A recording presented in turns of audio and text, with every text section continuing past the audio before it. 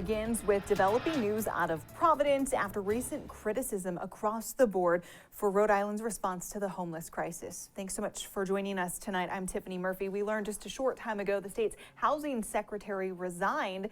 ABC 6 News reporter Dominique Turner joins us live right now with details. Dominique.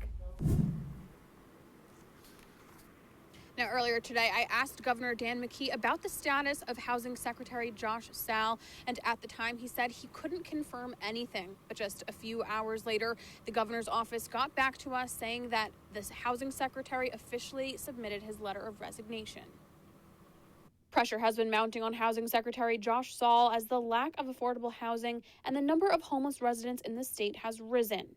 Lawmakers began to question Saal's ability to lead the agency, and now Saal's time in charge has come to an end after Governor McKee accepted his resignation. We thank the Secretary for the work that he's done so far. I think that we got more to do, but we're looking forward to continue to make sure that progress is made in that department. Saal has led the department since being named the state's first housing czar in December of 2021. According to state records, Saal was bringing in an annual salary of over $190,000, but lawmakers say he wasn't earning his pay. Speaker Shekarchi saying in a statement, "I am disappointed by the lack of progress that was made under Secretary Saal's leadership and the inadequate reports he recently submitted to the legislature." He goes on to say, quote, "I hope the new secretary will be a person of action with a record of getting things done in Rhode Island."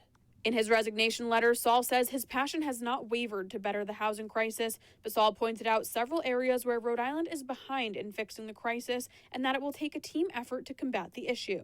In his letter of resignation, he said the state's approach on homelessness has led to limitations in oversight and to the unintentional creation of inefficient silos. And with Saal exiting his role, Governor McKee is still committed to battling the crisis. And housing is a top priority, and the Secretary is a top priority as well. So we're just going to keep on plugging along in terms of making sure that we're making progress each and every day on all facets of housing.